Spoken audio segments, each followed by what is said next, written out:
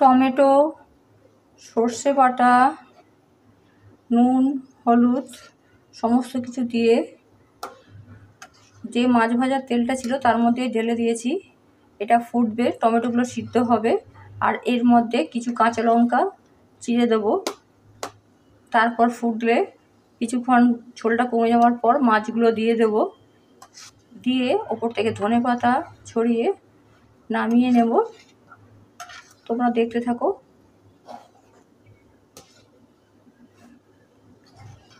এটা বানাচ্ছি সর্ষে দিয়ে ছোট বাটা মাছের ঝাল।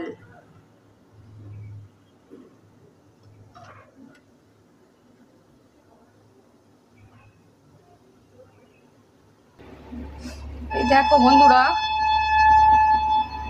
বন্ধুরা, এদের মধ্যে ধনেপাতা কিছুটা কুচিয়ে দিলাম, তাতে ফ্লেভারটা ভালো আসবে। আবার যখন রান্নাটা শেষ হয়ে যাবে নামিয়ে নেবো একটা প্লেটে, তার ওপর দিয়ে কিছুটা ধনেপাতা ছড়িয়ে দেবো। আর ওপর থেকে অবশ্যই নামানোর আগে সর্ষের তেল ছড়িয়ে দেবো, তাহলে একটা ঝাঁঝ ভালো আসে, খেতে সুস্বাদু হয়। ঝোলটা একটু কমলে তবেই মাছগুলো দিব।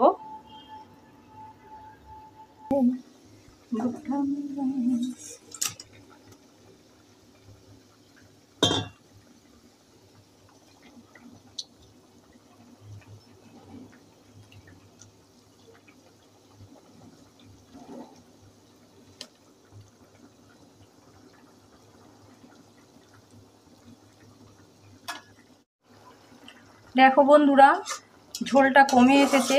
আমি এখন মাছগুলো দিয়ে দিলাম।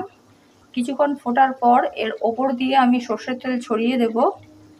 তারপর নামিয়ে একটা পাত্রে ওপর থেকে ধনেপাতা কিছুটা ছড়িয়ে দেব। রান্না প্রায় কমপ্লিটের মুখে। গরম গরম ভাত ডালের সাথে দারুণ লাগে খেতে। তোমরা অবশ্যই এরকম ছোট বাটা মাছের ঝাল যদি সর্ষে, টমেটো, ধনেপাতা, কাঁচা লঙ্কা দিয়ে করবে তাহলে খেতে খুবই ভালো লাগে। আর এই মাছ ভাজা লঙ্কা দিয়ে মাখিয়ে খেতেও খুব ভালো লাগে। চলো এটা একটু ফুটে দিই। ফুটে যাওয়ার পর ঝোলটা কমে আসলে আমি নামিয়ে নেব, তারপর তোমাদেরকে দেখাচ্ছি কেমন হয়েছে দেখতে।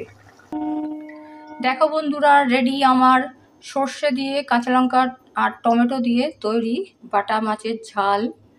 কেমন হয়েছে তোমরা অবশ্যই কমেন্ট করে জানিও, লাইক করো, শেয়ার করো, আর সাবস্ক্রাইব করে অবশ্যই পাশে থেকো। আর বাড়িতে অবশ্যই ট্রাই করো যেভাবে আমি দেখালাম, খেতে খুবই সুস্বাদু হয়। আর তোমাদেরকে দেখানো হয়নি, ওপর থেকে আমি অলরেডি সর্ষের তেল দিয়ে দিয়েছি। আর দেখো এখন গার্নিশিংয়ের জন্য দিয়ে দেবো ওপর থেকে ধনেপাতা।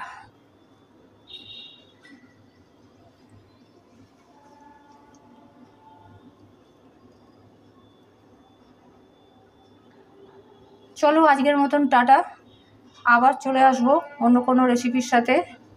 তোমাদের সাথে আজকে একটা ছোট্ট রেসিপি শেয়ার করলাম।